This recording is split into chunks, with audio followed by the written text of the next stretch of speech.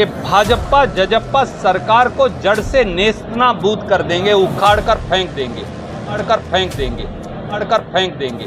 अगर सरकार के खिलाफ कोई खबर दिखाओ या चलाओ तो लोग पीछे लग जाते हैं। 200 रुपये में टमाटर मुंह चिढ़ा रहा है, प्याज के रेट भी आसमान को छू रहे हैं, आलू जो है अब वो गरीब की थाली से गायब होता जा रहा है। पत्रकारों का दमन करते हैं, 250 से ज़्यादा पत्रकारों की हत्या हो चुकी है देश में। आपने ये देखा, कई पत्रकारों को तो जिंदा जला दिया गया मध्य प्रदेश जैसे प्रांत के अंदर।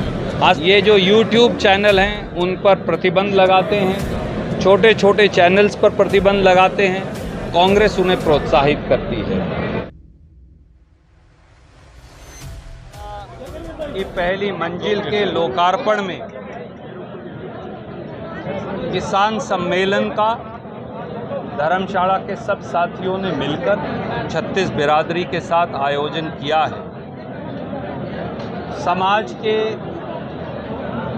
नवनिर्माण का ये संकल्प स्वागत योग्य है और खुशी की बात ये है कि धर्मशाला के सब साथियों ने ये निर्णय लिया है कि वो किसान समाज के साथ साथ हर गरीब समाज के साथी को भी, ज़रूरतमंद को इस धर्मशाला की सब सुविधाएं इस्तेमाल करने के लिए देंगे। मैं उनका धन्यवाद करता हूं, स्वागत करता हूं। सबसे महत्वपूर्ण बात ये है, किसान सम्मेलन में हम सब ने मिलकर ये संकल्प लिया है कि भाजपा जजप्पा सरकार को जड़ से नेस्तनाबूद कर देंगे, उखाड़ कर फेंक देंगे।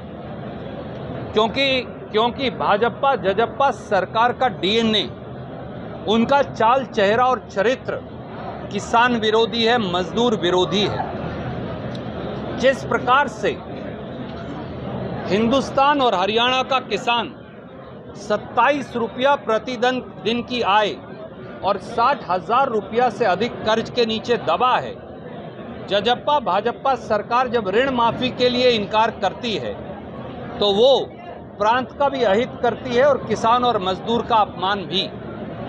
मैं खट्टर साहब से, दुष्यंत चौटाला से, नरेंद्र मोदी जी से पूछना चाहता हूं, अगर आप हिंदुस्तान के बैंकों का 10 लाख करोड़ जो लोग गड़बड़ झाला कर गए बट्टे खाते में डाल सकते हैं, 2,52,000 करोड़ के बैंक फ्रॉड हो सकते हैं, बैंकों का 14 लाख करोड़ रुपया आप दबो सकते हैं, तो आप देश के 62 करोड़ किसान और हरियाणा के किसान और मजदूर को ऋण माफी क्यों नहीं दे सकते? दूसरा सवाल ये है कि किसान को उसकी फसल की लागत यानी MSP क्यों नहीं मिल रहा और मूल्य मांगने वाले किसान को लाठियों से क्यों पीटा जाता है? तीसरा सवाल ये है कि खेती पर GST के माध्यम से टैक्स क्यों लगा दिया गया? 5% खाद पर टैक्स, 18% कीटनाशक दवाई पर टैक्स, 12% ट्रैक्टर और खेती के उपकरणों पर टैक्स, 25,000 रुपया प्रति हेक्टेयर आप किसान से टैक्स लगाकर वसूली करते हैं और उसे 6,000 रुपया देकर वाहवाही लूटने का एक कुत्सित और झूठा प्रयास, मनगढ़ंत और ढोंगी प्रयास करते हैं। हिंदुस्तान और हरियाणा के किसान और खेत मजदूर ने ये संकल्प ले लिया है और मेरे सरीखे कई कांग्रेस के कार्यकर्ताओं और किसान के बेटों ने भी ये संकल्प लिया है कि अब हम एक निर्णायक संघर्ष करेंगे, निर्णायक संघर्ष होगा और उस संघर्ष के माध्यम से हम ये सुनिश्चित कर देंगे कि सत्ता और व्यवस्था दोनों का परिवर्तन होगा।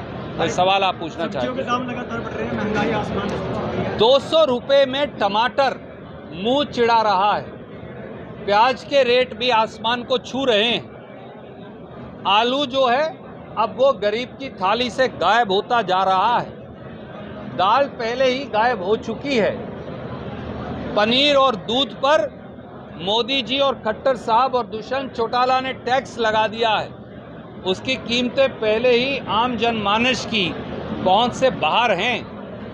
आटा हो, दाल हो, चना हो, राजमा हो, अरहर की दाल हो, मूंग की दाल हो, कोई भी चीज़ अब थाली के अंदर रखना और खाना असंभव हो गया है। ऐसे में लोग जाएं तो कहां जाएं? 5 साल के अंदर परसों ही एक चार्ट एक मुख्य समाचार पत्र ने जारी किया, कीमतें 300% बढ़ गई हैं। ऐसे में लोग करें तो क्या करें? भाजपा और महंगाई दोनों ने लोगों को मार डाला है। सर, भिवानी में विपक्ष आपके समक्ष एक कार्यक्रम है, क्या रणदीप सुरजेवाला शामिल? मुझे उसकी कोई जानकारी नहीं। रणदीप जी, आपने कहा है कि कांग्रेस उस मोड में दिखाई नहीं दी जिस मोड में दिखाई देनी चाहिए थी पिछले 5 सालों में, तो क्या आपको कांग्रेस आपको अब दिख रही होगी ये किसान सम्मेलन उसी की एक कड़ी है। बहुत बहुत धन्यवाद। नए प्रभारी चेंज हुए हैं तो कुछ नेताओं के गर्मागर्मी की सूचना है। देखिए, अब प्रभारी का निर्णय प्रभारी करेंगे। आप मुझसे कर्नाटक के बारे में पूछेंगे, मैं वहाँ के बारे में राजस्थान सरकार ने सोशल मीडिया के लिए गवर्नमेंट रेट निर्धारित किया, लेकिन खट्टर सरकार कोई पॉलिसी सोशल मीडिया के लिए नहीं बना रही। देखिए, कांग्रेस और भारतीय जनता पार्टी में यही अंतर है। ये जो यूट्यूब चैनल हैं उन पर प्रतिबंध लगाते हैं, छोटे छोटे चैनल्स पर प्रतिबंध लगाते हैं, कांग्रेस उन्हें प्रोत्साहित करती है। आप लोगों की नौकरी पर आए दिन ये तलवार लटकाते हैं, पत्रकारों का दमन करते हैं। 250 से ज़्यादा पत्रकारों की हत्या हो चुकी है देश में। आपने देखा, कई पत्रकारों को तो जिंदा जला दिया गया मध्य प्रदेश जैसे प्रांत के अंदर। आज तक कोई कार्रवाई नहीं हुई।